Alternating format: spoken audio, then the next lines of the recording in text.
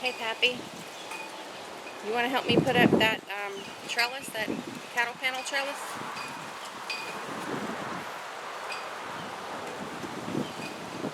He ain't gonna do it. Hey y'all, it's me, Sherilyn, here with Just Goodness 333 Little Homestead, and today I'm gonna put up a cattle panel trellis by myself. And it's windy, so the camera's blowing. I want to show this video because there's a lot of people out there who may think, well, I'm a single woman, I don't have a husband, or maybe you're older, you know, I'm 52, not in the best shape of my life, but where there's a will, there's a way. And I just want to put this out there as some inspiration. There's a lot of stuff that we can do if we just have a little inspiration. So come along, let's put up this cattle panel trellis. Okay. So guys, it's a few days later. I was putting this video together and realized that I didn't show you the process of installing the T-post. So I'm going to do that now. What I have is a 6-foot T-post. This is a T-post driver. It's made out of some nice sturdy metal. On one end it's hollow, the other end is solid. We're going to slip this hollow end over this post. And you know, it seems daunting because this is taller than I am. So what I do is I plant the T-post where I want it. I lay this on my shoulder. Oh, my hat's in the way. Come back here. I'm going to take this, rest this on my shoulder as well, because this is kind of heavy to just be dangling out there. I'm going to step back and slide this over the end and come back up. It has these nice handles, which are really wet because I left it outside in the morning dew. And then you're just going to lift and pound. And this is going to do the driving for you.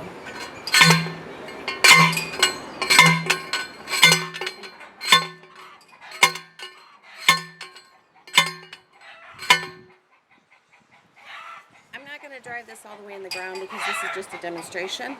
You want to get this about a foot down into the ground. So just every now and then check it. I can tell by looking at this, it's not a foot down in the ground. But just drive it down until you're satisfied where it's at. And I hope this is helpful. Now I'm going to get back inside and finish this video. I came out here this morning and I already put up one. I'm going to do 2 cattle panels, and we're going to have a green bean tunnel.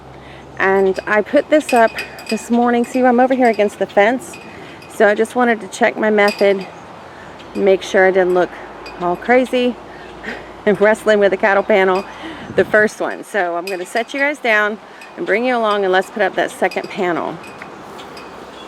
They're 16 foot long and they look intimidating, but I guarantee you we can do this.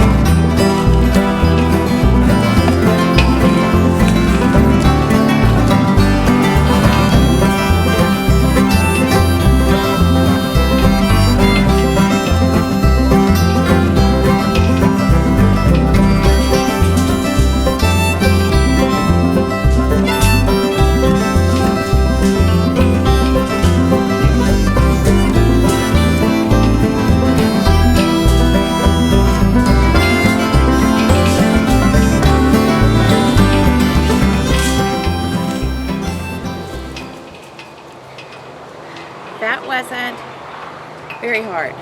It was just a matter of knowing the width that you want your trellis to be. I am a little out of breath. I'm fluffy, y'all. Don't be judging me. I put my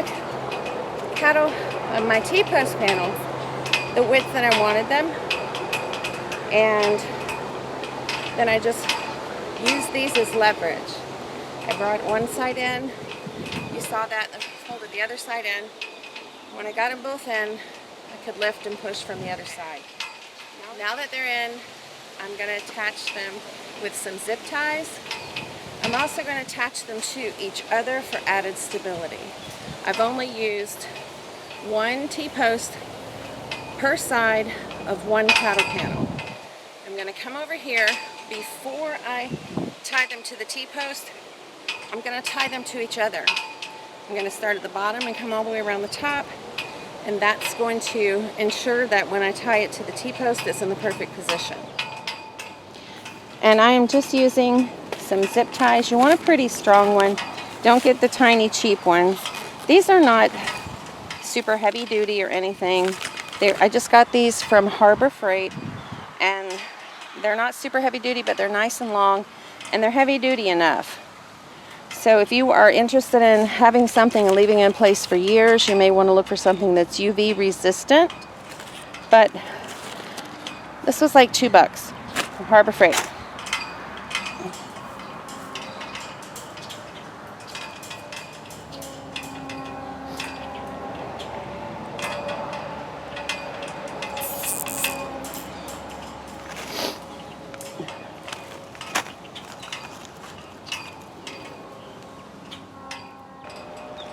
And there we have it, y'all. There is the green bean tunnel made out of cattle panels. There's something else I want to show you real quick. You see this T-post here? It's nice and green, and it sort of blends in. Once the beans and everything are on this tunnel, it's just going to blend in. They come from the store like this. And when I look out across my garden and I just see a bunch of bright white tops on the post, they just don't blend in well visually for me. So I've got a can of spray paint. I just went and got a Rust-Oleum spray paint for metal, and I've painted a lot of these, and I'm going to paint the rest of them. To me, it just seems prettier when it blends in. What do you guys think? It sure is bright out here, and it's getting hot. So I'm going to leave it at that. I'll tell you what I'm going to do for the green beans. I'm going to bring in a couple of buckets of compost, and I'm going to amend the soil, and then I'm going to plant the green beans. And I just did a video yesterday and put it up. Today is March the 2nd, 2022. And in that video I went into great detail about gardening hacks that will save your back, and I highlighted the tool that I use for weeding, which makes it so easy, super fast to get all the weeds. I've got one of these big green, it's got dirt in it, I can't pull it. Got one of these big green barrel type things, slap full of weeds that I got out of here, and we just did it in a few minutes, and it was very, it was easy. I'm just going to say it was easy. No more bending down and pulling weeds and bending over and hurting your back. Also, the way that I plant my green beans and other larger seeds like that, I gave you a hack for that too, so you don't have to be crawling around on the ground or bending over. It'll save your back. So you guys go watch that video. And that's it for me. I'm gonna get a shower and go clean my house. And until next time, bye y'all.